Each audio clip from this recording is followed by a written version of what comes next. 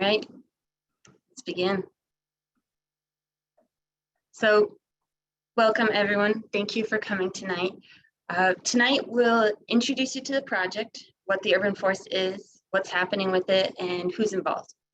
And then given all that information, what recommendations and goals do we have? And we're going to leave plenty of time for question and answer tonight because we know there's a lot to talk about. And the material we share tonight is the result of a year of research and outreach, and we'd love to get your thoughts. So we tried an alternative approach to community engagement with this project and emphasized attending small community group meetings, extensive time with our community advisory board, which we'll describe, interviews, and sharing information through different avenues. And we definitely want to have this more traditional citywide event like this, and they play an important role. And that's why we want to introduce the draft goals and recommendations to you tonight and get your thoughts on them. And just a note, when we're going through some of this material, you're going to be like, well, what does it really mean to develop the workforce or to prioritize certain populations? Well, a lot of that work, if you think that these goals and recommendations look good, we are developing the details, the action items in the draft plan. And that'll make more sense as we go through this. All right, so let's begin. So we've got a wonderful team on this project, and this is not everyone, can fit everyone's photo on the slide, but my name is Maggie Owens. I'm the project manager for the Urban Forest Plan. I work with the Parks Department, and I'm working closely with Liza Meyer, our Chief Landscape Architect, and also with our tree warden, Max Ford Diamond, and Paul Sutton, our Urban Wilds Manager. We have a wonderful consultant team that's a big team, and we have a number of staff here tonight, including Davi Shon, Amy Whitesides, and Chloe Reeves from STOS. And STOS and Urban Canopy Works are co-leading this project, which is a cool mix of design with urban forestry. And we are also really lucky to have Dr. Nina Estrella Luna as our equity advisor to really make sure that from the start, the work that we do, the questions we ask, the recommendations we make stem from a foundation of equity. So tonight, we'll go introduce you to the urban forest. What is the urban forest plan? We'll tell you a little bit about what we're seeing about the forest. We'll share the draft goals and recommendations, and then we'll have plenty of Q&A time. So what is an urban forest plan? An urban forest plan is a plan to expand the urban forest, both right now and 20 years from now, coming up with a vision for what we want it to look like in 20 years. But the urban forest, that's not a common term in most of our lives. That's all the trees in Boston across public and private properties. Just if there's a tree within the city boundaries, it's part of the urban forest for this project. But what does it mean to expand that? Well, we want to grow the canopy coverage. And the canopy coverage is, if you look at the top of a tree and you're looking down, that's all the green leafy stuff in the branches. So we want to grow that. And protecting and routine care will be one of the most important things we can do to expand the forest, to grow that green leafy stuff. And planting will also be important. So the urban forest plan is a plan to grow the canopy now and into 20 years. And I just want to mention that this plan is coordinating with other work in the city.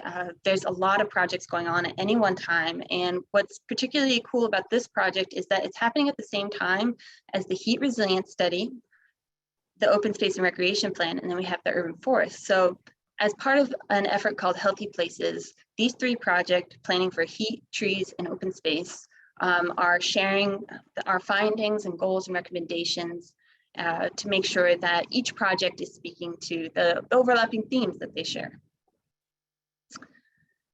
But what does it matter to have an urban forest plan? Why do trees matter? Well, a lot of it ties back to public health and in some ways that we don't usually talk about it. And the first one is cultural value.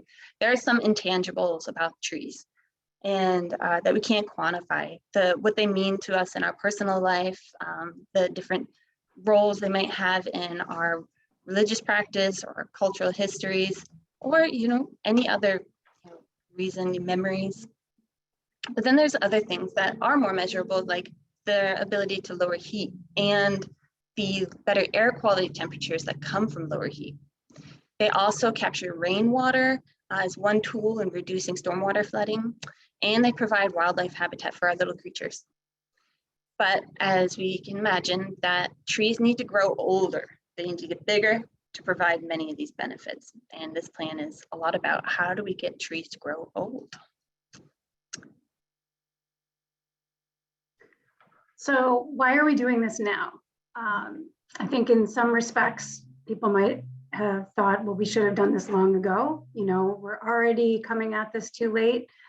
And there's a lot going on in Boston, and it's time for us to know more about the trees that we have and have a game plan for how to take care of them, how to protect them, and how to expand canopy coverage in the years to come.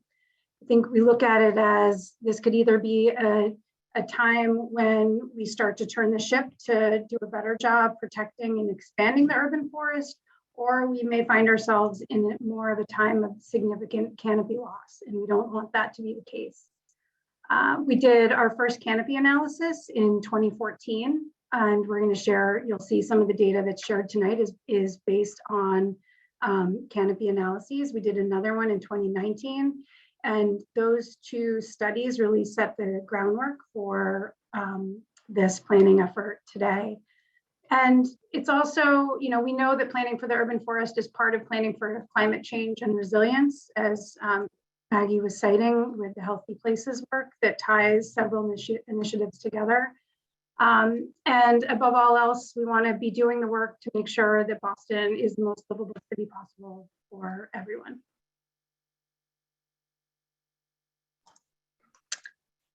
And this urban forest, like I mentioned, happens across all these different property types. And I want to take a moment to call out, what does that look like? Well, we've got trees on streets and plazas and yards, parks, cemeteries, university campuses, health campuses.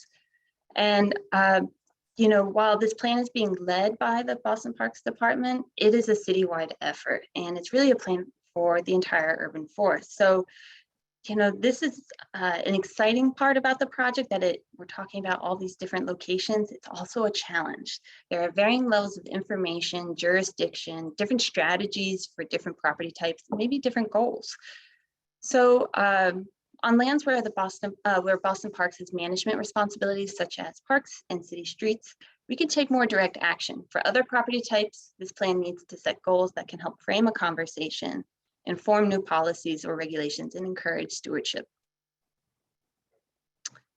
And to achieve all the benefits of the urban forest, to make it all that it could be, we need to work collectively to care for or manage the urban forest. It takes a city to run a city forest.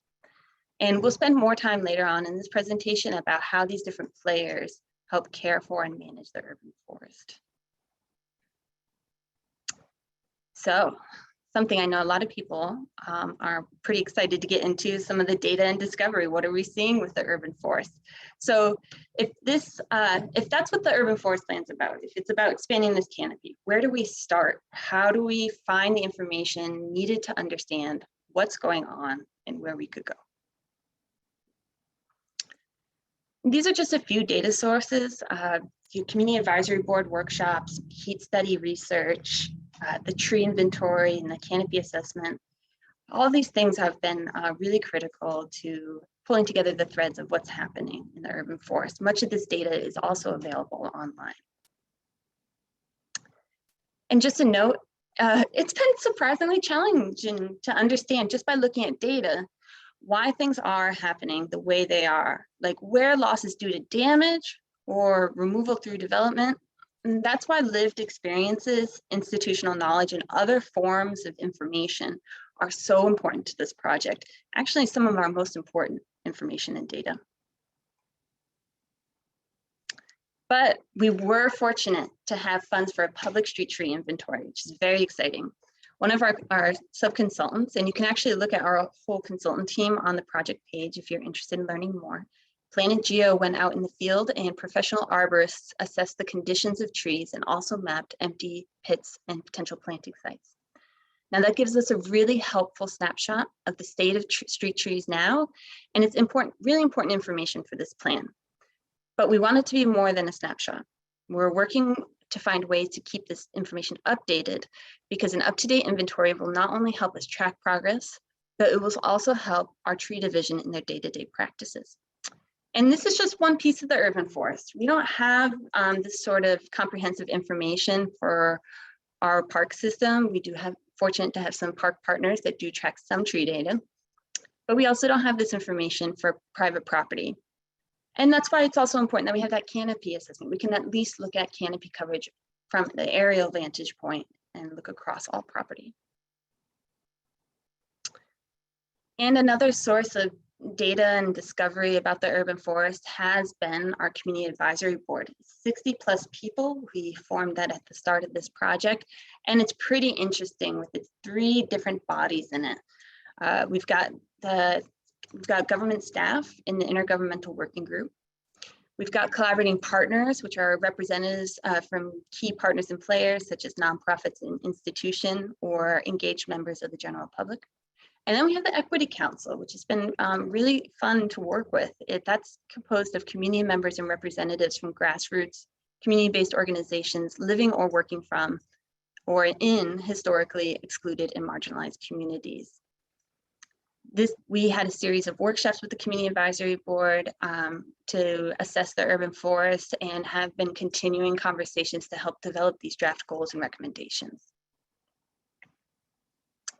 So what does the data show us? Some of the data. If this project aims to expand the canopy, what do we know about canopy coverage throughout the city? Once again, canopy coverage is that green area, the top, the leaves and the branches as seen from above. And if you look online and you want to take a look at the canopy change assessment data, you can also replicate this map. Now, we did a 5-year change analysis. We looked at 2014 and 2019, and we found that roughly our canopy is staying steady. All that green is pretty steady, but there's more to the story, and we'll get to that in a minute. You know, while each city is really different and it is hard to draw comparisons due to their different histories and development patterns, it is always interesting to see how Boston compares. And we are conducting peer city research. So we're looking at other cities that are similar to Boston in some ways and looking at how they manage their forests. What are their policies, regulations, practices? And what the canopy analysis shows us is that Boston has 60% of its canopy living on privately owned land. And 40% of that canopy is on publicly owned land. And that's really important to how we work through this project because there's different control and information. And neighborhoods vary widely on their canopy coverage. There's no one reason for this, and each neighborhood is so different. Central Boston's landscape, or like the downtown area, is very different than Mattapan's. So equal coverage is not the goal. We want to grow an equitable forest, a process that includes additional considerations such as heat, environmental justice populations, distribution, and access to trees and more. And we did see some patterns in canopy coverage and how it changed over 5 years, but I'll get to that in a second. We've actually did see some patterns in canopy change, the snapshot of 2019. There's kind of a north, south, east, west pattern. And as I wanted to show these 2 maps because you'll see that it's the same data, but it's cut in different ways. You've got the neighborhood boundaries on the left side, and you've got hexagons on the right side. And one of the fun and challenging things, as so many things in this project, is, you know, what scale are we looking at this data? For instance, Alston Brighton, in the neighborhood map, you know, it's between 20 and 30% coverage. But then you look at the hexagons, and it's actually a little more complicated than that. You've got more canopy in the western side than the eastern side. And generally, areas that had canopy lost it, and areas that didn't have as much gained canopy. But it's encouraging in some ways because planting efforts in neighborhoods with low canopy work, and illustrates that areas with high canopy need to be protected. They're at risk, places we want to protect trees. And so it really isn't a matter of prioritizing one neighborhood over another. It's protecting what we have and making sure to grow where we don't have. So you see, when you look closer than a citywide statistic, the picture gets a little more complex. There's growth in some areas and loss in others. Some of the factors can include disease, pests, natural processes. They are living organisms, so they do have a lifespan. But then there's also storms, which is really tough. And we have development, people interacting with trees. We're not always conducive to their health. And then we can gain trees, and that's through growth, long-term investment, and new plantings. And trees face different opportunities and challenges, and all affect the ability of a tree to thrive and age. And land use, we might mention this several times in the presentation, so I want to take a moment to define what that is. And it's the way land is used and built on. So it can also be the structures, the types of structures we have on our properties. Now, that matters when we're planning for the urban forest because there's different degrees of protection for trees on different sorts of properties and land uses. For example, we have the Chapter 87 shade tree law, which looks after trees in the public right of way, which is another way to say the sidewalk. But we don't have a tree protection ordinance, for instance, in place to regulate private properties. It also affects how sites are designed, how much space there is for healthy growth, how many trees are planted or protected, who takes care of the trees and the skills and resources they have to care for the trees, because it does sometimes take some education or awareness or even money to care for trees. And it affects the stressors like foot traffic or vehicle damage that a tree might be exposed to. And an example of how this land use distribution can look different across neighborhoods and why we, as we plan through the urban forest plan, need to consider the differences among neighborhoods is, for instance, Mattapan and Charlestown. A significantly greater proportion of Mattapan is residential, while Charlestown has a greater percentage of commercial or industrial operations. And that once again can affect how the site is designed and who's caring for it. And if we're working towards a more environmentally just, a more equitable forest, what about resident experience? Who lives in areas of low canopy? For example, and this is just one environmental justice characteristic, but some areas where a high proportion of residents speak a language other than English at home have significantly less tree canopy. And that also ties into the importance of making sure that throughout our work, we're making use of and pushing the language and communications access policy and funding that we have available.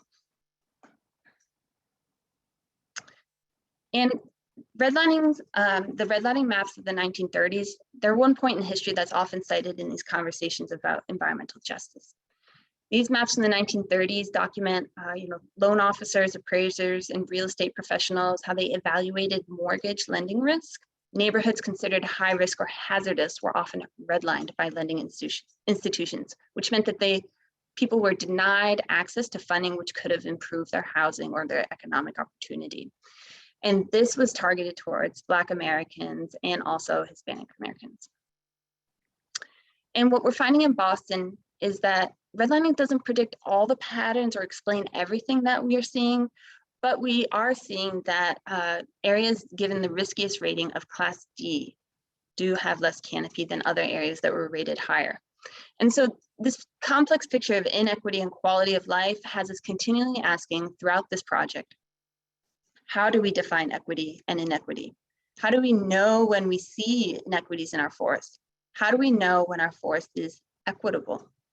These are a few questions the CAB has discussed, and particularly the Equity Council. Now, this all made more challenging by climate change, or the climate crisis, if you will. Caring for the forest and growing it in an equitable way that improves the lives of residents, we'll have to take into account climate change and its effects on both trees and residents alike. And for instance, the temperature swings of, let's say, the last month, some days you don't need your heavy winter coat, and others you might be wearing 3 like me. And that's not good for trees, though that can trick them into budding and harm their overall health when they're frozen. So just a few of the challenges that the forest faces. But the good news is that diversifying the forest will help the forest become more resilient to climate change. And overall, Boston is doing okay in species diversity, but once again, scale matters. And you can actually look at how the top 10 species in your neighborhood, we have a blog post that shows all that. And that's where it's like, are we doing, could we do better with diversity in some areas or others? And once more, you have access, you can look at the public street tree inventory as a map online. And we need to diversify, but what trees do we plant? We want trees, we want a forest that doesn't get wiped out by all of one incident. If we planted, all maples and something came along that loved maples and we're left with bare patches in the forest, that's not good. We want to choose trees that will fare better in the future, and that means reevaluating what we currently plant. So this project will be coming out with species recommendations. And size and age of trees. We want diversity there as well. Now, size is a very rough proxy of age, and we say very rough because trees grow at different rates. Some trees may never get that thick, and so size wouldn't be a good predictor of their age, but it helps us as a starting place. And so in some ways, Boston is in good shape. We want to make sure that these establishing trees, though, make it to maturity. And that's where a lot of our recommendations and goals will hopefully help them get to that age.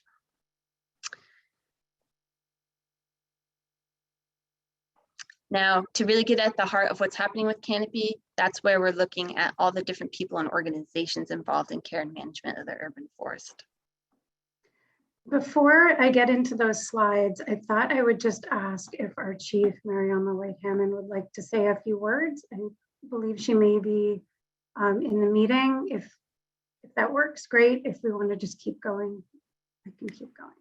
No, I can just say a few words, and I want to apologize for being here a little late. Today is my first day back to the office. I just got back from vacation, and I managed to get through my whole vacation and then slip on the boat and either sprain or tear a ligament. We will find out tomorrow when I go to the doctor which one of those it is. So I'm on crutches and not moving as efficiently as I usually would, but it's good to be back. Really glad to see this. And I do want to take a moment to thank folks. So many of you have participated, sent in comments, been reading newsletters, paying attention. And so I just want to thank folks for the high levels of engagement we've seen already.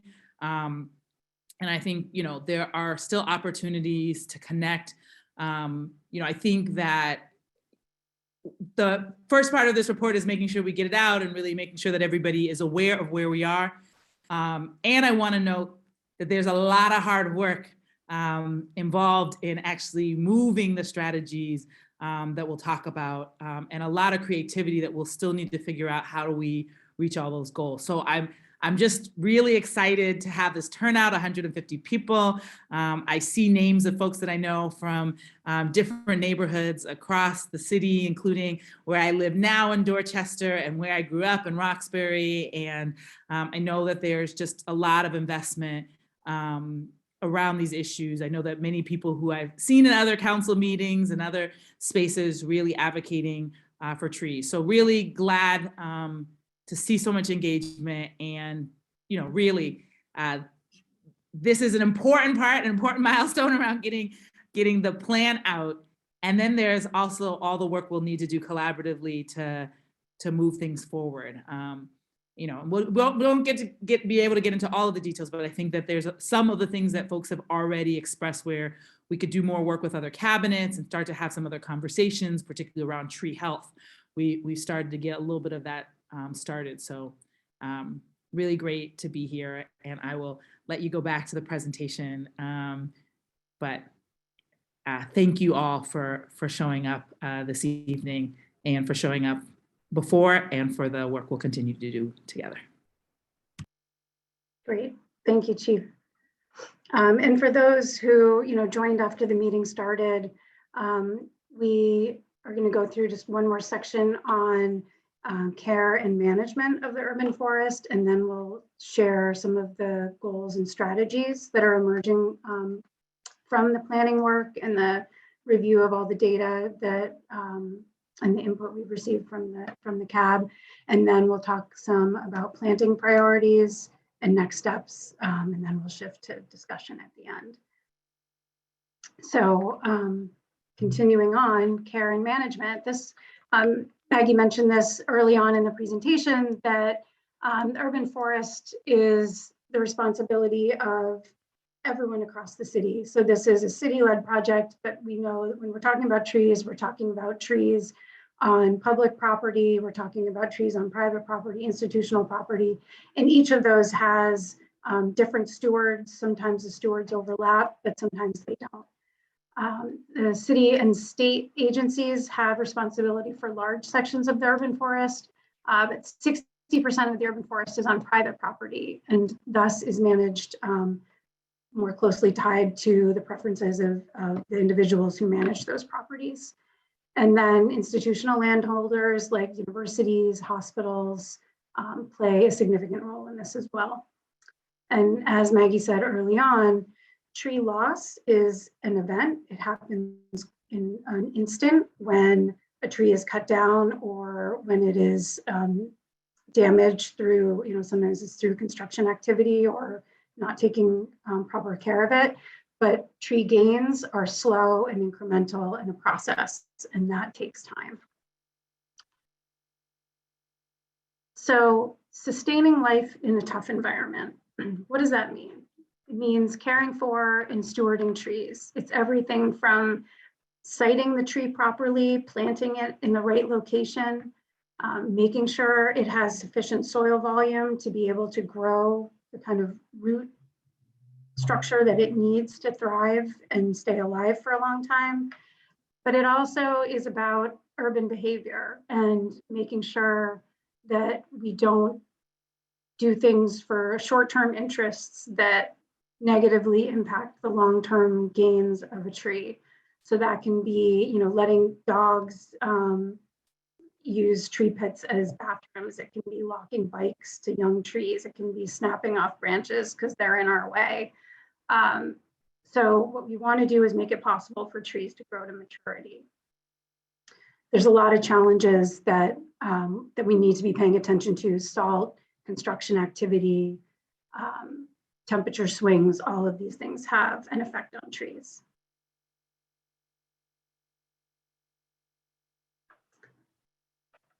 So, sorry, one second. The Parks Department is responsible for trees on both parks property and street trees.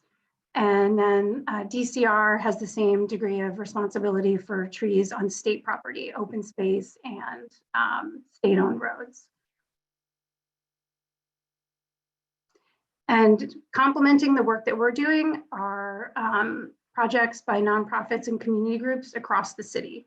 So this is work that people have been doing for a long, long time, long before the city started doing this urban forest plan. So we thank everybody for that work, and know that there's a lot more that can be done with city support and with collaboration between the city and these partners. So sometimes the community groups are doing hands-on planting work. Other times nonprofits are really being the advocates for tree protection as part of site development projects, informing neighbors, making sure the city is aware when sometimes we see trees that are damaged by construction projects, alerting us to those activities. All of it's important, and just listed here on the slide are a couple of the organizations that are doing this kind of great work. It's by no means comprehensive. When we think about institutions, again, these are large landholders, And institutions often have significant tracts of canopied land in the city of Boston. Many of the times, these lands are managed in ways that sustain existing trees, and often they're, they have some of the best care of any urban forest in the city. But there are other times when these woodlands and urban forest areas are not retained, and they don't align with the priorities of those landholders, and that's where we could see some canopy loss. Developers, landowners, businesses. So this is when we think about how a lot of the canopy is in private property. This is just remembering that we have to have strategies that work for trees on public land, and then we also need to be thinking about how to protect and grow trees on private property, because all of the trees everywhere contribute to the environmental benefits we all share. And many of the trees that are growing on private property are growing just behind the sidewalk, in a front yard or in a frontage setback of a building. And those trees are providing the same kind of shading benefits over the sidewalk in a neighborhood that everyone on that street benefits from. So it may be in someone's private property, but it still is contributing in a significant way, much as the same for trees growing in parking lots in those places that many people use. And then significantly, there are individual residents who have a hand in managing, caring for, sustaining, and growing their urban canopy. So not everyone has a tree in their yard, and at this point in time, not everyone has a tree on their street in front of where they live. But when they do, there are steps we can take to steward those trees. Maggie touched on a few of those things, paying attention, seeing if a tree seems stressed, providing water when a tree is going through a period of drought, especially when it's young, but even older and established trees can be stressed by prolonged drought if that's something we are faced with. Connecting with others about trees, informing your neighbors about the value of trees, creating a culture in one's community around valuing trees, and becoming advocates so that attention is paid to these resources that collectively are significant, but individually sometimes are really negatively impacted by choices we make.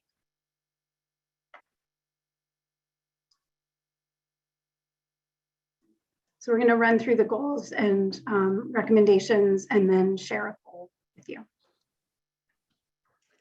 Thank you, Liza. I won't read all the words, I promise, on the slides. I'll give you a few seconds to digest them in just a moment. So we have 4 overarching goals for this project, and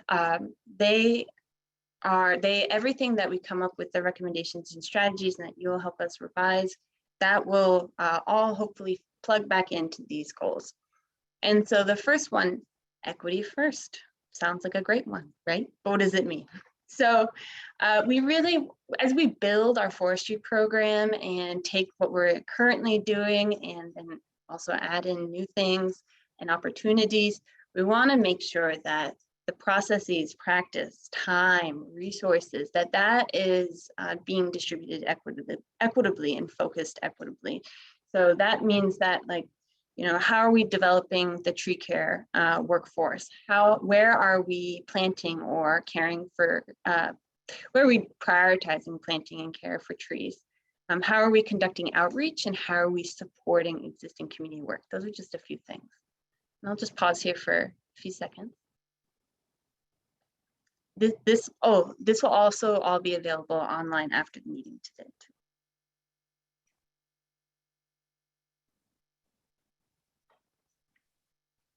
Okay, goal number 2, proactive care and preservation.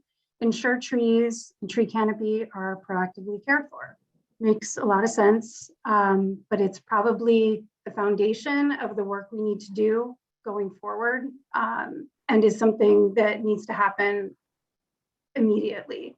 Again, we want to see the canopy grow over time, but first and foremost, and now, we need to be doing the best job possible to take care of the trees that we have. So a proactive tree care program is one that doesn't just respond to 311 calls when a tree has fallen down or a limb has broken off. It's a program that prunes trees on a regular cycle and is aware of the needs of trees throughout the city at all phases of their lives. Improving tree protection measures can be both practices around keeping construction activities away from trees, but it can also mean, policies and codes that are enforceable, that guide behavior and set parameters around what's allowable and what's not.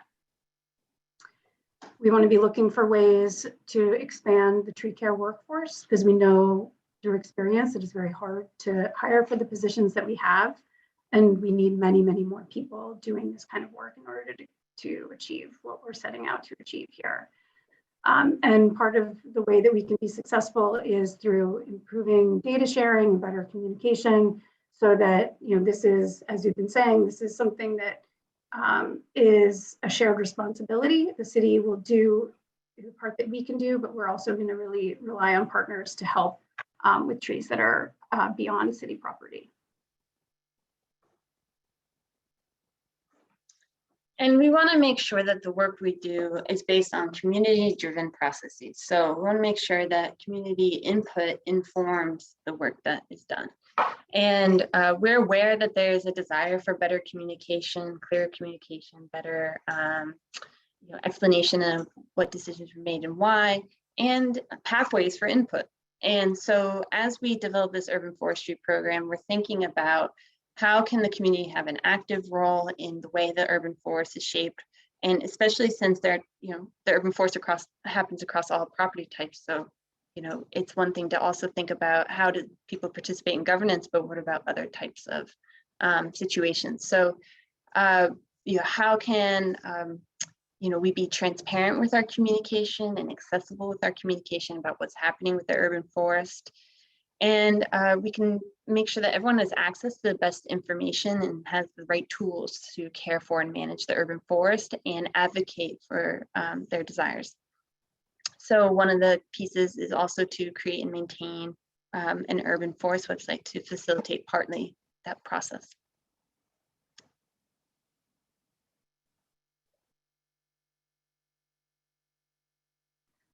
Just let me unmute here.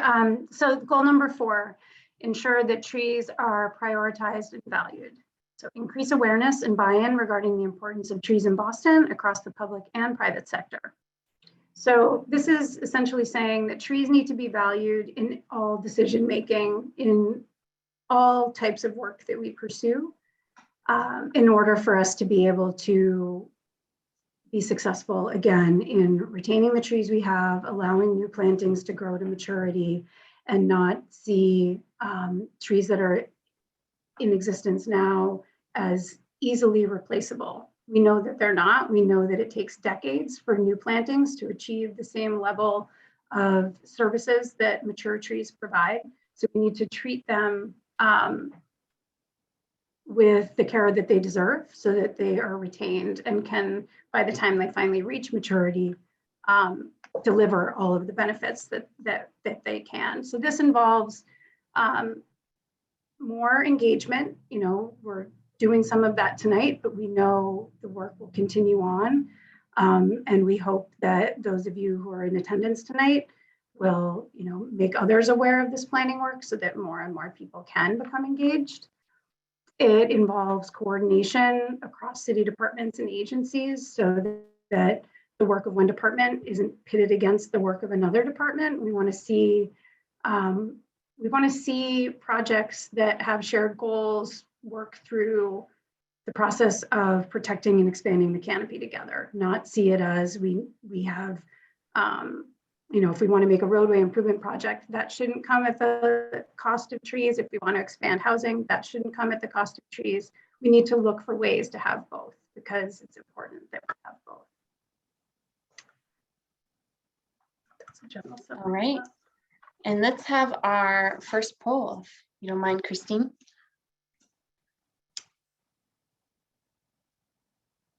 All right, so we've got 2 questions here. We'll take a few seconds, everyone, to answer these 2 questions, if you don't mind.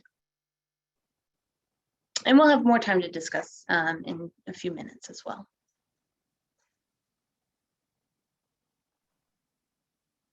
So just make sure you scroll down to the second question so that you see both.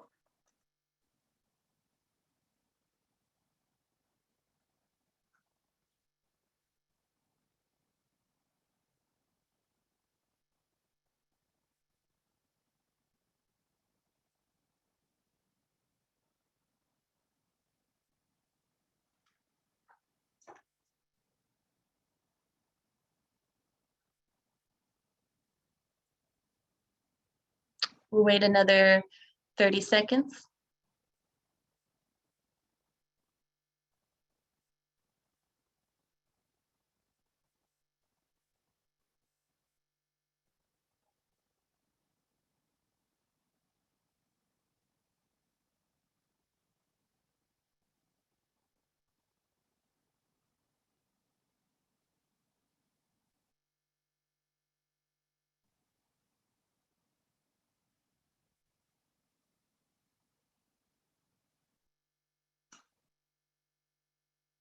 Well, thank you everyone for doing such a good job responding. Yeah, it keeps coming, so maybe a few more seconds. Oh, we're slowing down. Yeah. All right. I think we can pause that for now. Thank you for answering those. Let's take a look at the results. Very interesting.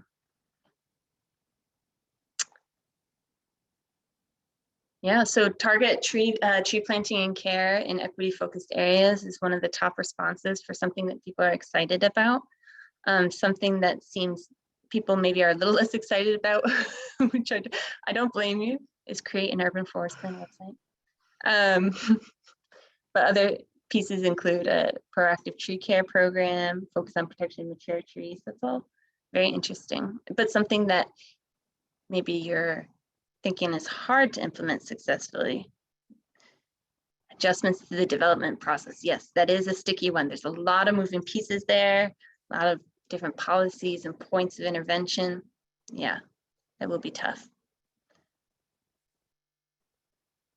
Yeah, and ensuring community has an active role, right? What does that actually look like? And that's also where, when we have the draft plan, we'll be providing very specific like action items and case studies.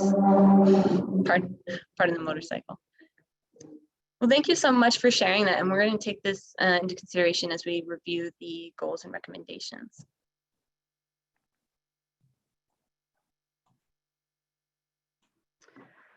So one of the pieces of the Urban Forest Plan project is to come up with priority planting areas using the data and the input and the analysis that we've done over the course of the planning project, and make sure that we come out of this plan with an idea of, if we have, you know, so much money to spend on whether it's street tree plantings or other projects going forward. Sometimes it's a community group has access to a grant and they want to plant some trees.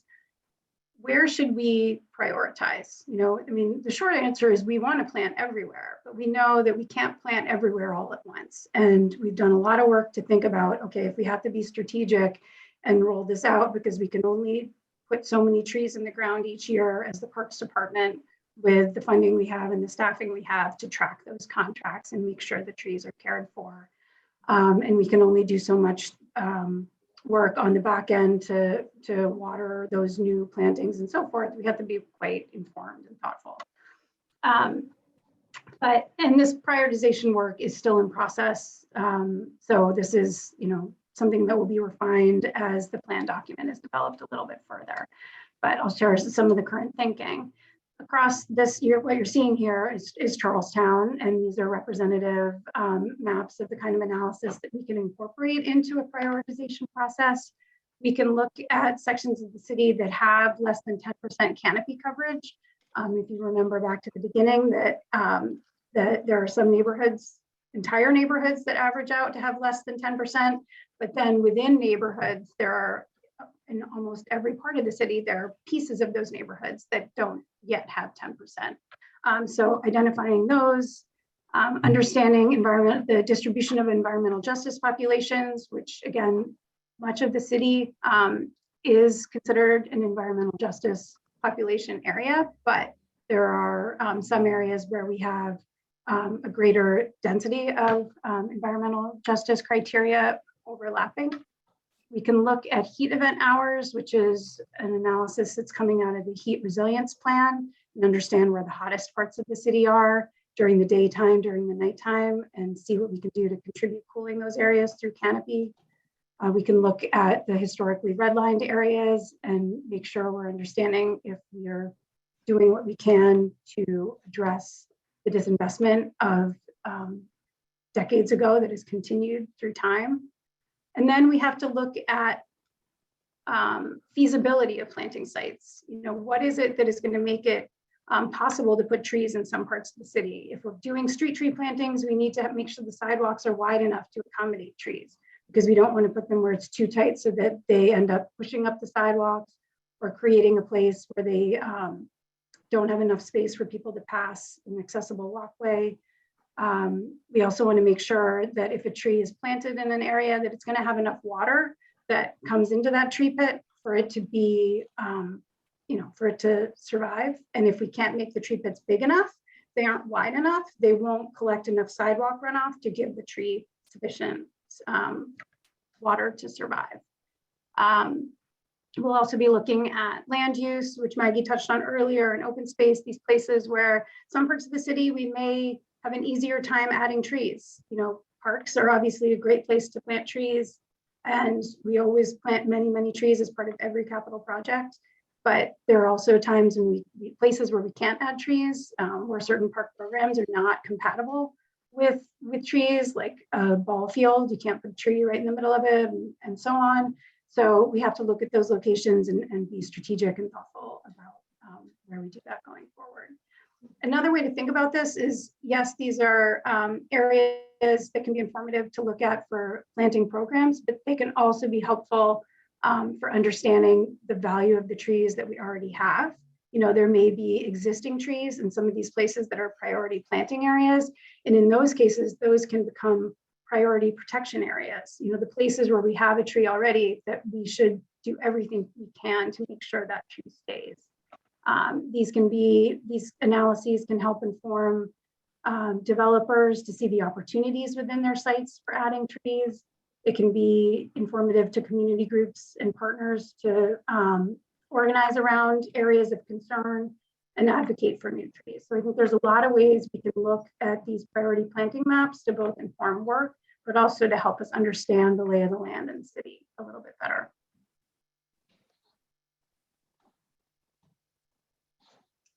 So let's launch our second poll on planting prioritization.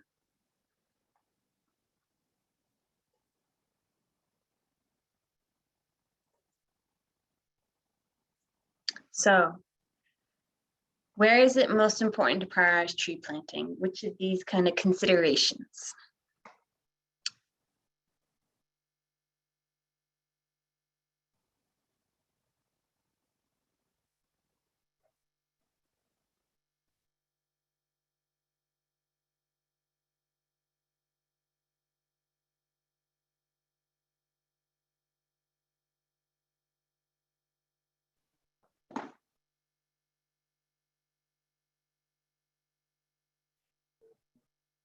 Thank you, everyone.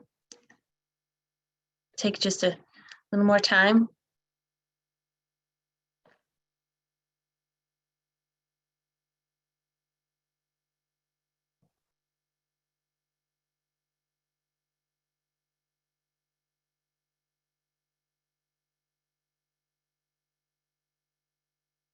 All right. 15 more seconds. Thank you. Let's see.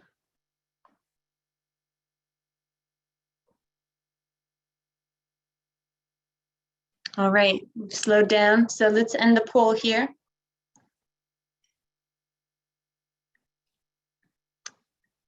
And we'll share the results. Liza, what do you think? Sorry, I'm still muted. Yeah, well, this is interesting, but also, not unexpected. Let's focus our planting priorities around areas with low canopy coverage. Absolutely, that's where we should be focusing. Areas of high heat. It's interesting to see some of the ones, I guess maybe we set up the layers of the poll so that the most popular choices were at the top. As you get to the bottom, those become, less of a priority, but as we know, all of these sites contribute. So we won't ignore opportunities to plant trees, whether it's on campuses or residential lots, parking lots, or parks, but we see and hear that people see that these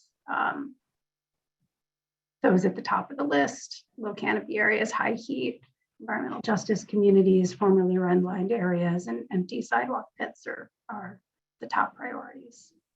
Thank you. Yes, thank you, everyone. All right, well, so that's the bulk of the material that we have to share with you tonight, but one more thing, next steps.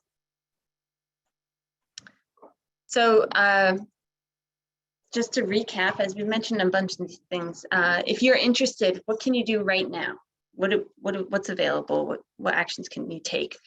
Well, everything from trying to contact your local neighborhood group. It doesn't have to be an explicitly environmental group. Maybe someone has some ideas or programming going on that relates to trees. We also have urban wild cleanup days, which are those natural areas that we operate. We sometimes have some volunteer days there. You can also, and this would be really helpful, submit a 311 case on your phone through the app, or you can call, or we have a website. And really, if you see something funky going on with a park tree or a street tree, a public tree of any kind, you're kind of worried about it, well, please go ahead and submit a case. And if you'd like a tree planted, please also submit a case for a tree planting. There are other things. I like to say that if you can touch a tree, you can help a tree or hurt a tree. So a few things that maybe you could help right away with is keeping dogs away from the pits. You may have seen that photo earlier on about how to maintain trees in a tough environment. And you see kind of that rotting going around the base of the tree. That's like the dog urine eating away at the kind of vascular circulatory system of a tree, and it can kill young trees pretty quickly. Keeping pits clean, that's also helpful. And if you avoid stepping in the pits, sometimes when you see all the roots really to the top of the pit, that's them trying to find air. The soil volume, we need the air pockets in there. The roots need that. And every time we step in the pit, it squishes the soil down more and more. And if you have the ability to do so, or you have the resources to do so, we also welcome help watering young trees. Newly planted trees do have a warranty period of 2 years where we water them, but sometimes it's a particularly tough year, or maybe the tree's no longer in the warranty period, and you could really use some assistance. So if you have the ability, that's great too. And you can learn more about how to help trees, or ask for a planting, or in some cases, a healthy street tree, if that needs to be removed, that has to go through a tree hearing process. It can't just be removed anytime. So we have more information about all that online.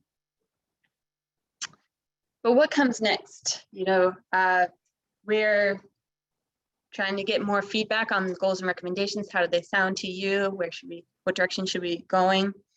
And we'll be drafting the plan this spring, and getting hopefully the final plan in shape by late spring to share with you. And a plug for the heat resilience study, also hoping to come out sometime this spring, which would be really exciting, as kind of a companion plan to ours. So if you're interested, here's some more resources that are available to talk about the urban forest, how to get involved, other projects going on in the city. And I do want to direct your attention to the very last line, employment. We do have 2 open positions within our tree division as of last week, and that's a research analyst and a general tree maintenance 4-person. And I listed, if you wanted to search our Career Center website, that Gentry Main Purpose, that's the title of it in that database. So if you want to search for it, use those words. So that's enough of us talking. Thank you very much for sitting through all this and spending your time with us tonight. If we can open it up to Q&A now, if you'd like. I'll stop sharing my screen. And Christine and our consultant team will help facilitate. You can start with Michael Keamy first. Hey, good evening, everybody. Thank you for holding this forum. It's been very informative, and it's great to see this group of people together. I'm representing the Dorchester Avenue Vision Committee. We're a committee of residents that formed last year to improve Dorchester Avenue, which has been a historically underserved. It's about 50 years behind the curve in terms of development and beautification. And one of our first priorities was to get more trees planted along the avenue, specifically between Columbia Road and Freeport Street. So we put together a tree survey, and I was happy enough to have several conversations with Maggie Owens, who's present here tonight, as well as having submitted the survey that we designed to Reverend Mariama. Nice to see you tonight. And also to Max as well. So I feel like, the information is in your hands. And in addition, we have a group of people that are volunteering on Saturday who are going to be going up and down Dorchester Avenue and getting permission from abutters to have trees and new pits planted in front of their properties. So we've done a lot of work, a lot of footwork. And I guess my question tonight is, once all this information is together, is there a particular point person to share this with, or is it best to just share it with all the contacts I have already? And is the process that we're going through a constructive one? Thank you, Michael. That's actually a really informative question for everyone here. So Michael's talking about getting permission from abutters is when we plant street trees, and let's say it's going to be a new pit, we're going to cut into the sidewalk. We really want to make sure to get agreement from the abutting property owners, because we want to make sure that the tree isn't kind of taken down or maltreated because it wasn't desired there. So that's kind of what that means. And I think you're doing all the right steps, Michael, for these, for kind of this broad planting recommendation, more than just one site. And I recommend you keep in contact with our tree warden, Max Ford Diamond, who directs the planting and maintenance of our trees.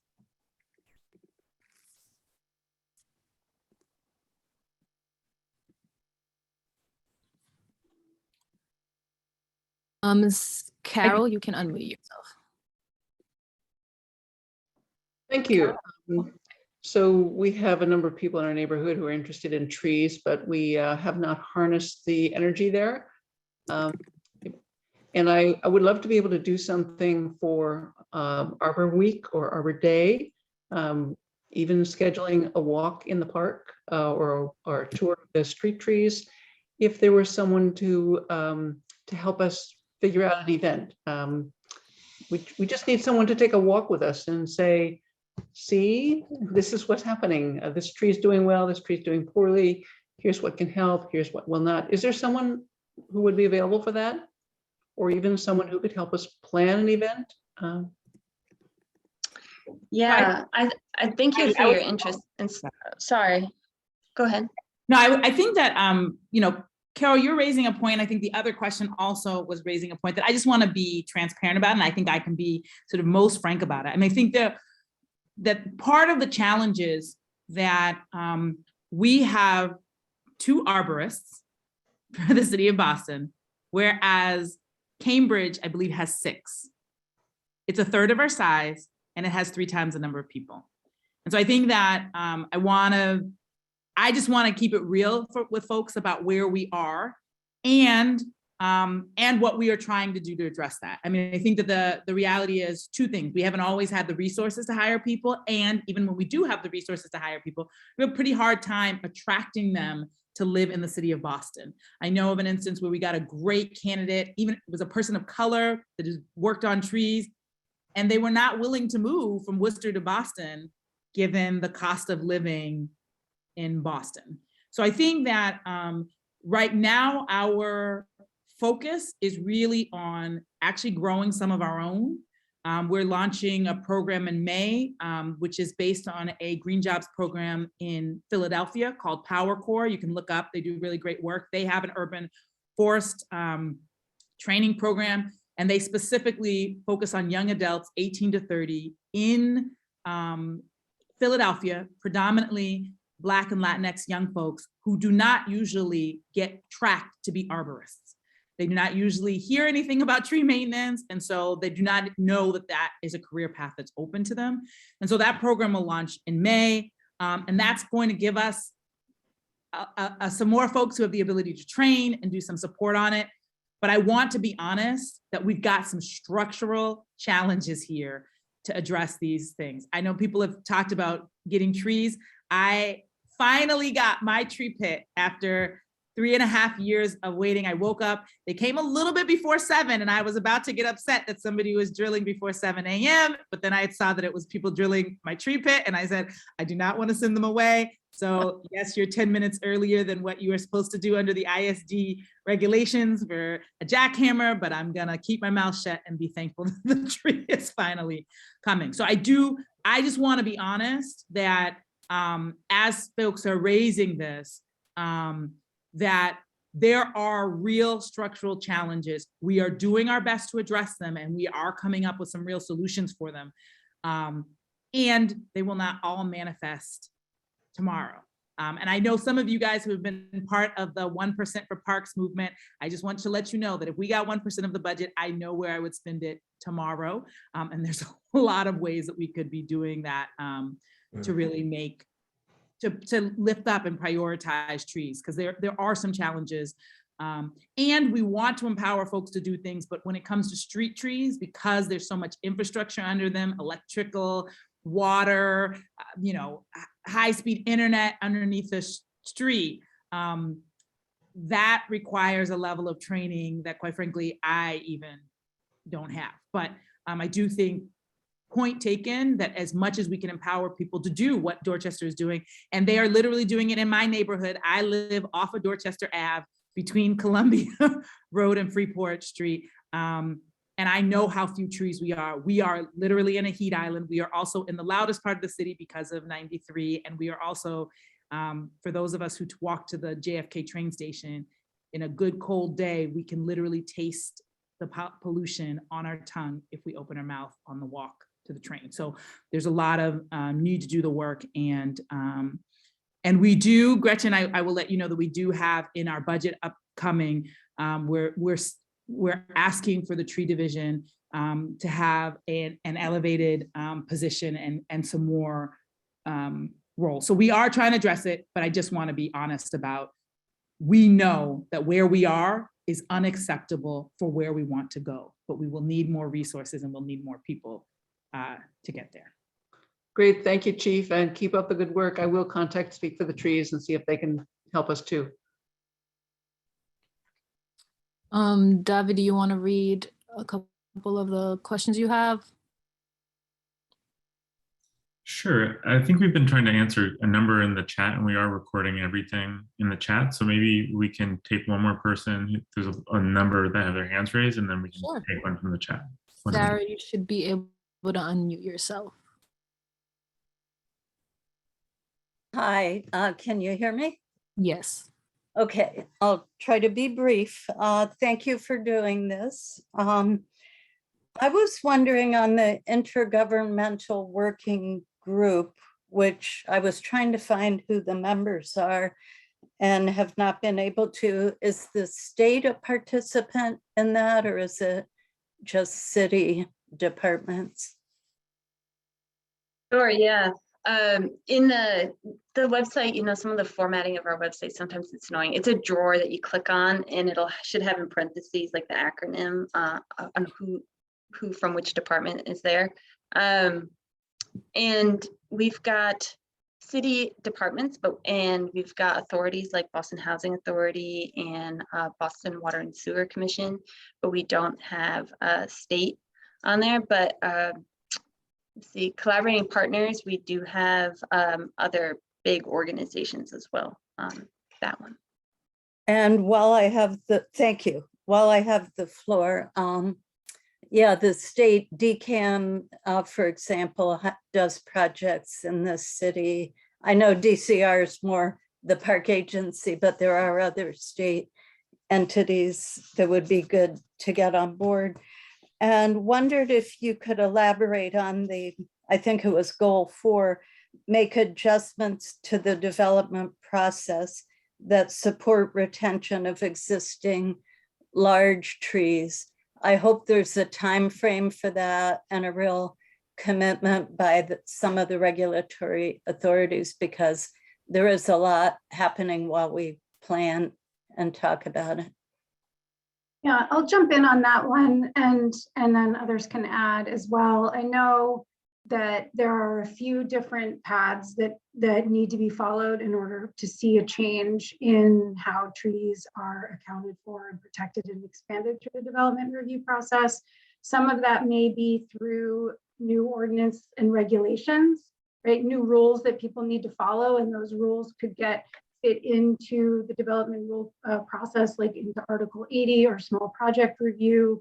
But there are also things that can be done now, which can be a process of asking, and I know the BPDA is doing this, so I want to just acknowledge that.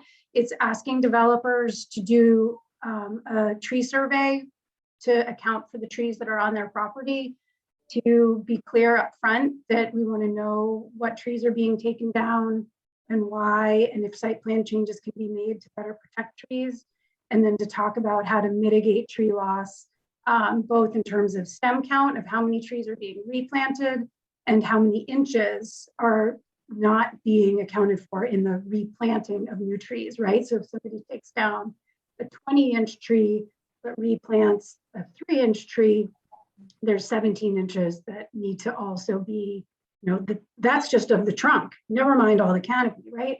So these are considerations that are being talked about now and integrated into project reviews, but they are not yet rules, they are not yet requirements, and they are not yet regulations.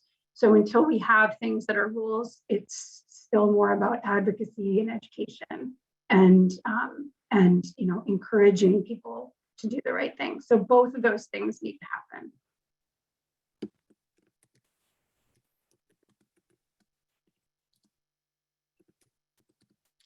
Marie. Hi, can you hear me?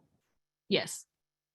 I want to thank you for this great presentation and for all the CAB members who've been doing the work. I haven't been keeping track, and this is just really exciting and great to look at.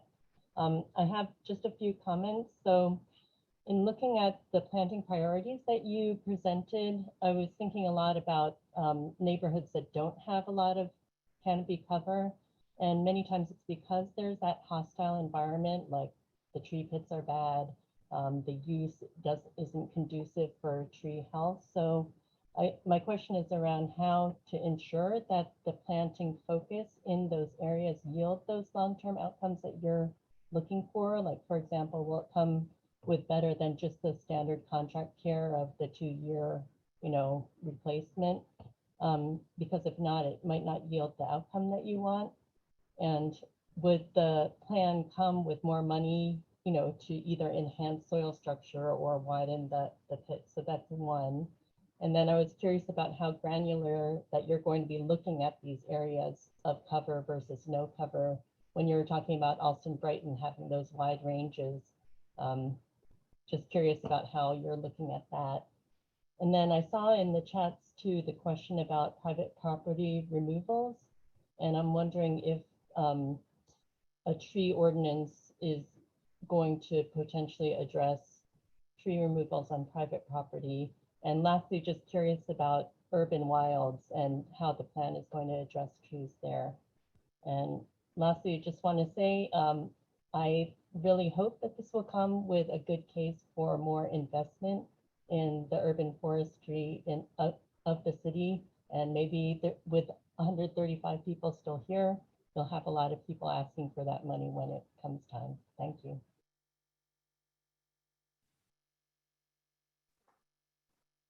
Thank you. Liza, I'll let you try to get at that. Sure. I've noted 3 of the questions. I'll jump into one of them. The tree ordinance for protecting trees on private property is something that is not officially part of this project, but it has already been, proposed in city council and is being assessed. We want to be able to inform that process with the work that's being done in this plan, so that hopefully, if and when a tree ordinance is passed by city council, it will reflect what we've learned through this process around where trees are needed most and what some of our greatest challenges are, so that we're plugging the right holes with those new regulations and rules for everyone to follow. And I saw in the chat, there's a lot in the chat and I haven't seen all of it yet, but that somebody said, can we copy what's been done in Cambridge? And there are, it's helpful to see examples of how other municipalities have done tree ordinances, and we're certainly will want to learn from what other municipalities have done, so that we can replicate the things that work well and learn from the things that maybe aren't working as well. I think there was your first question, Marie, was a good one about, so if a place doesn't have a lot of trees, it must be because the conditions are tough, and what are we going to do about making sure that new plantings aren't just being put into the same conditions and not do well. I think that was a summary of that. And it's a great point. I think that we can't just, some of the reasons why we don't have trees in those areas is because the land use is not, large industrial areas that have not prioritized trees. So there's plenty of space to put trees, but the uses there have been focused on, the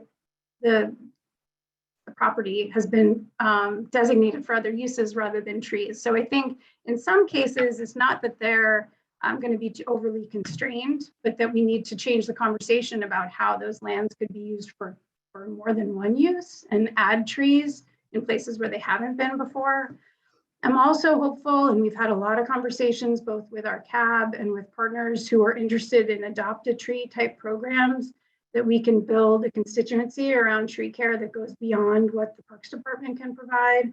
So yes, we can do a couple of years of watering, but we know that that's not enough.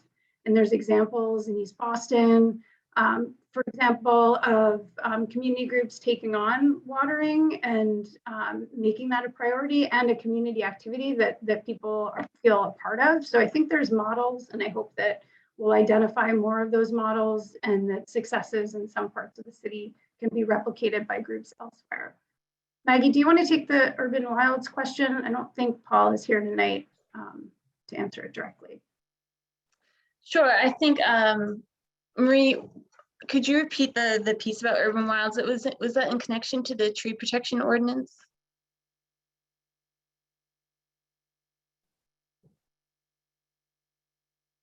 Sorry, I couldn't unmute myself. Yeah, it was. I was wondering about the protection of trees, both on private properties and how that would be addressed on urban wilds. Yes. I see. Yeah, I think, I think we still have to see how the tree protection regulations and policy recommendations go, and how we can put forward recommendations and then get that in line with the city council tree protection ordinance, bring them together and make the strongest tree protection ordinance possible. So I think at this point, I'm not sure how parks would play into that, but we definitely know that private property needs protection, and that on urban wilds need greater resources to care for trees, so that we're pruning. For instance, pruning is like a great way, as you know, to prevent damage, storm damage. We need to support our volunteer efforts. And so I think a lot of those structural supports for urban wilds will make it so that we don't lose trees there. And I think the question of whether it begins to fall under the tree protection ordinance is something that we're figuring out. But definitely more resources for urban wilds.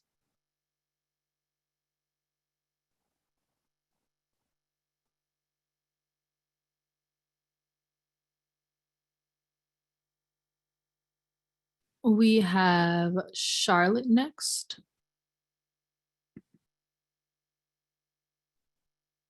Charlotte, you should be able to unmute yourself. I just did, I think. Yes. Okay, good. I'm a member of Old South Church, and we're in the planning stage of working with Speak for the Trees, perhaps Habitat for Humanity, and an association in Codman Square to plant some trees. How do we make sure that we have the approvals that we need? And I do have a follow-up, another question too. And you're planting these trees in this, or you hope to plant them in the sidewalk? Is that, these would be street trees, or are they, where are they? That's to be determined. Okay. I think Maggie's contact information was shared as part of this, and I'll put my email in the chat as well. If they are in any trees to be planted in parks or in sidewalks, street trees can be coordinated directly through us, and we'll explain that to you. It's probably easiest to explain it via email. If you're looking at private property, then you don't need to be seeking approval through the Parks Department for those kinds of plantings unless it's a park. And I do want to raise that we really, really, really need your help looking at where we can plant that are not in parks. And that's not because we don't believe in park trees, but we actually don't have a real challenge planting in parks. Where we have a challenge is planting beyond parks. And so I just want to flag that if folks know of private land where you think a tree can be planted, that actually would add capacity that we don't have. I think the other layer is in terms of street trees, particularly, with pits. I think people have been raising, there are some systemic challenges, particularly because there's a lot of infrastructure underneath our streets. It's not a lot of just like, it's not a lot of like just areas that are just, dirt. There's a lot of stuff going on underneath there. And so in general, we're not going to encourage you to do that just because you might accidentally like cut into a water line or, an electric, we don't want people to do that who are not trained to do that and it might cause some issues, but it would be super helpful if people identified private land where trees could be planted, because that's something we don't have capacity to do. Yeah. Okay, the follow-up question is, I live in the Back Bay and there must be thousands of dogs. And using the trees on the sides of the streets on Commonwealth Avenue and along the Esplanade. And I don't think those owners would take too kindly to me asking them even to not have their dog use a tree. So is there any way that trees can be protected from dogs, or having dog parks that people would tend to go to instead of doing their business around trees? Oh, Charlotte, we also, Animal Care and Control is also in the cabinet. And we would welcome your suggestions about how we can help people who love their pets to equally love trees and engage more in a different way. So I'll just say that this is a challenge. So thankful that people are finding deep companionship with their dogs. To date, we have not found it brings out sometimes the best and collaborative spirit within people. So if there are dog owners on here who would love to share with us suggestions, because Charlotte, I'll just say, I'm pretty much as stumped as you are about how we shift that. Well, is there anything you can put around a tree to protect it? I mean, we could put up like small things, but I have not seen them necessarily change people's practices. And I think the other layer is we have to be careful, because you know, some people have said like, what do we have? What about widening sidewalks? And one of the tensions is roads versus sidewalks. Also, there are some places where we cannot plant trees because we need the sidewalks to continue to be ADA compliant, which I always care about as someone who comes from a family with a degenerative disease that had most of the seniors in my family in motorized wheelchairs that are really hard to get around. And I am especially cognizant right now while I'm on crutches, the importance of making sure that our sidewalks are accessible for folks who have mobility challenges. So we are trying to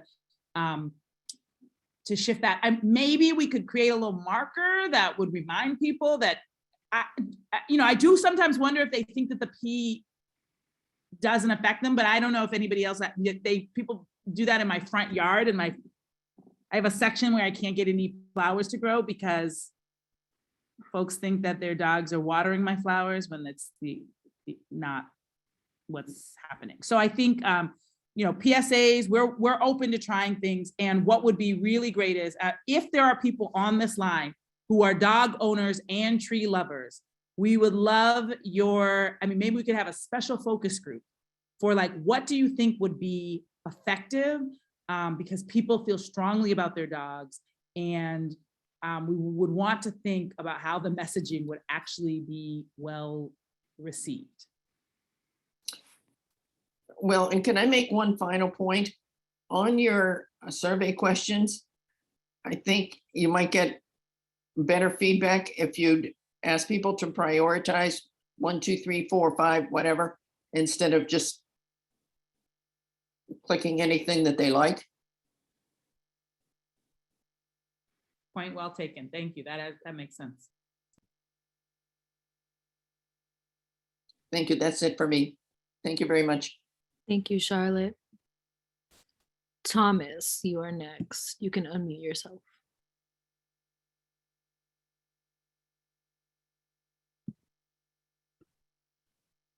There you go. Hi. I guess a little question kind of following up on Mariama's comments. So where are we in terms of this year's budget process in terms of parks department specifically, but also other things that might relate to this? I'm specifically thinking about trees, and tree maintenance.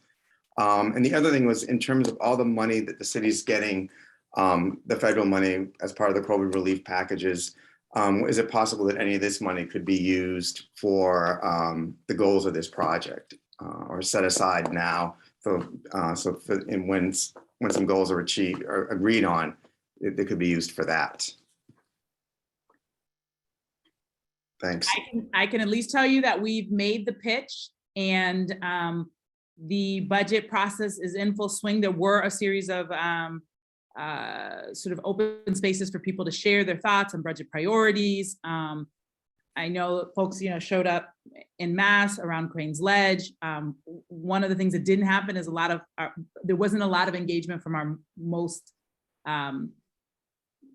our neighborhoods that have the lowest level of canopy.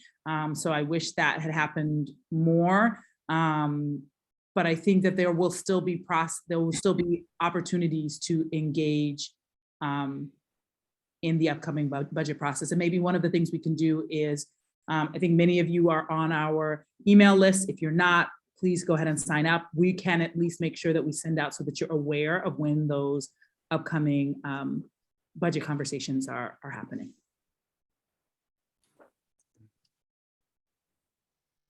And in terms of does any of you folks have any sense of what's happening with the money, aside from this year's, the city's budget, but the money that the city sort of has? I was thinking with the Globes, they said about $200 million still has not been allocated as of yet.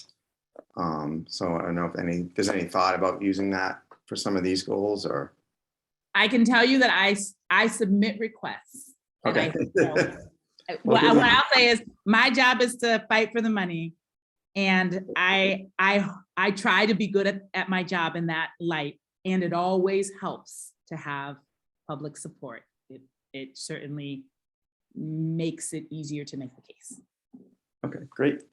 Thank you. Thank you, Thomas. Pat, you can unmute yourself now. Hi, I put some of this in the chat, but I just want to, there's a couple of things that concern me. We have to equally pay attention to increasing street trees and trees in people's yards. That's critical, as equally critical as stopping the cutting, and I'm like a broken record about this, stopping the clear cutting of woodlands for development. Woodlands play a different role from street trees. Woodlands, when mature trees are clumped together, they sequester way more carbon. The job they do works differently. They also prevent flooding, they clean water. Their roots clean water. Both are equally critical. And I feel like sometimes some of us get stuck on one, some of us get stuck on the other, but street trees alone are not going to prevent us from climate change impacts.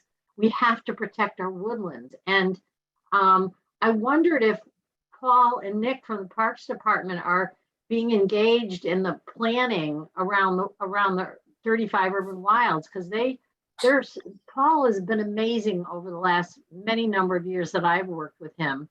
And I hope he seemed to not be engaged up until recently that I was aware of in the Power Core Boston stuff. And I mean, he's the guy who knows, he's been doing this himself for so many years. And now he has Nick, and they're so knowledgeable and committed. And I hope that they're deeply engaged in the planning and around what the work is going to be, what the work is going to be to maintain the urban wilds. The other thing is urban wilds are already protected and through if they're owned by the Conservation Commission. It's the land that's not already in the Conservation Commission that we have to worry about, that's what's unprotected. Privately owned land that is in danger of being clear cut.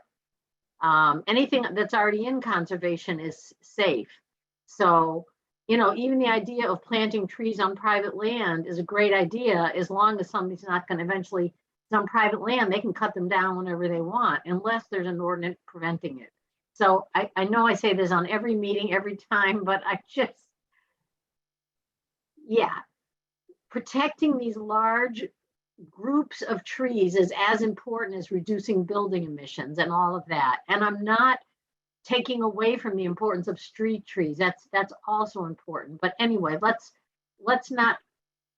put them as, equally important.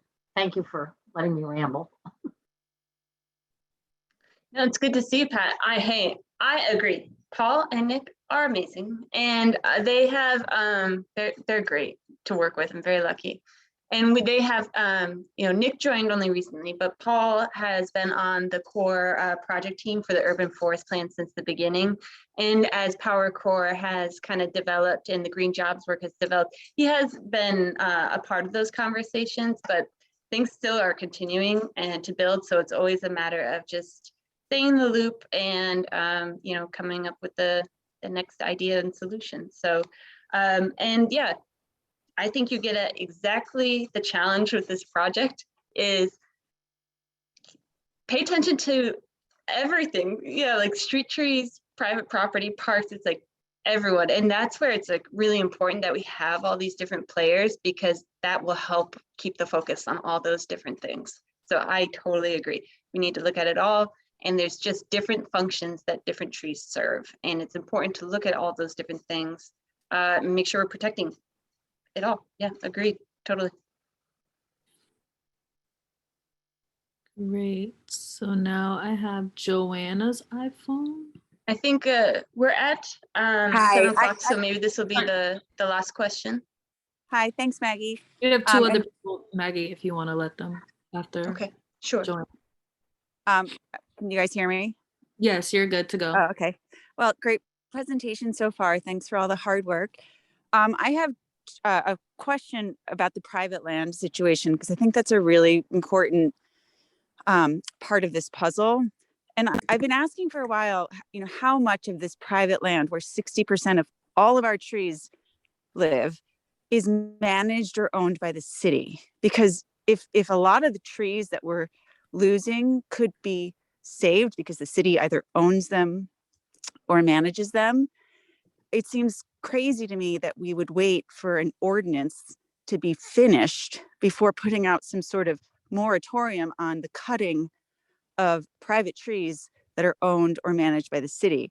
I think a moratorium, the word freaks people out, but I mean, this ordinance isn't going to come tomorrow, and we are likely to lose, on BHA property alone, over 1,000 mature trees in the next 24 months.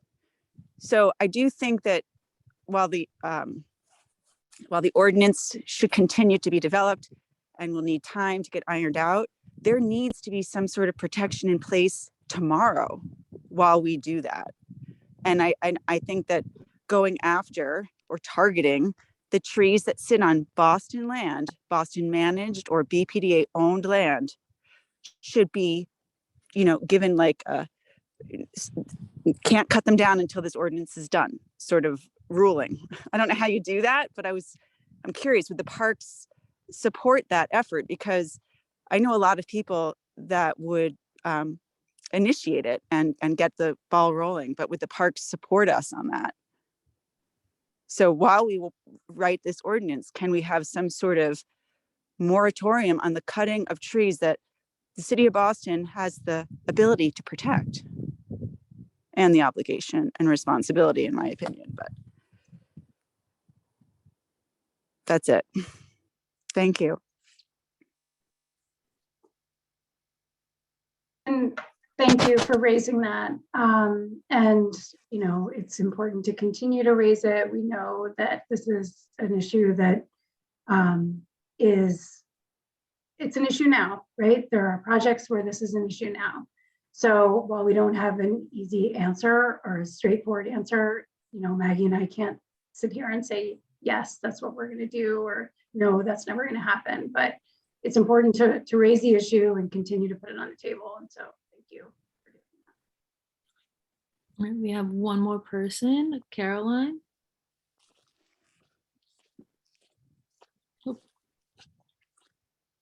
Thank you, everybody. Thank you so much for what you've done. And thank you to the over 150 people who've come to this meeting because we care about trees.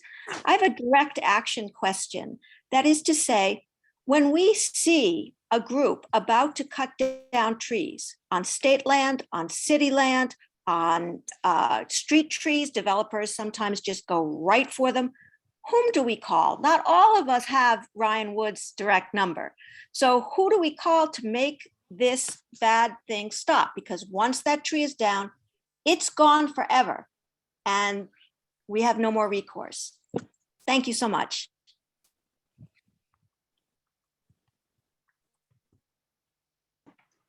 It would depend on where that tree is. But let's say what you're seeing is a sidewalk tree, a street tree being cut down, which I think is probably what I'm guessing that's what you're referring to. I think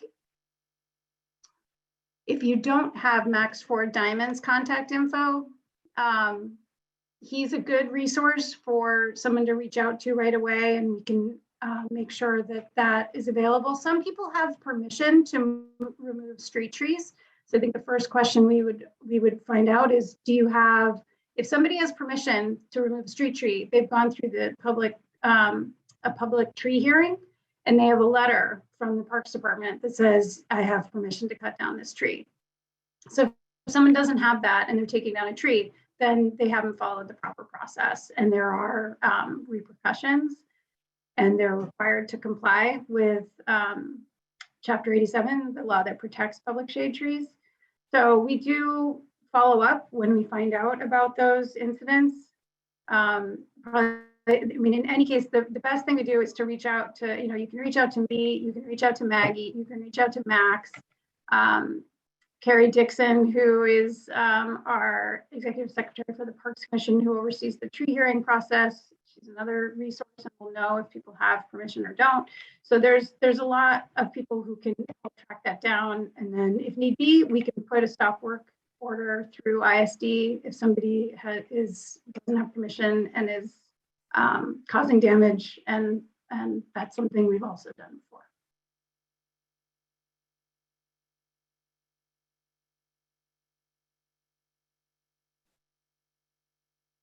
We have no more questions. All right.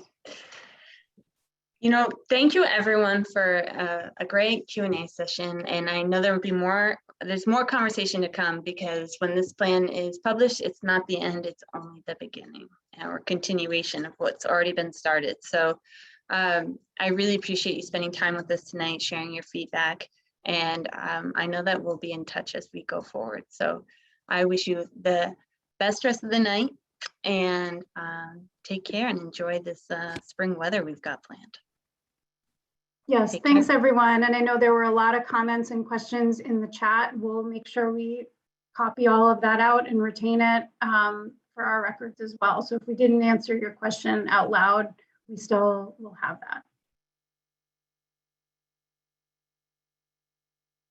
And I'll paste my contact info just one more time with Liza's.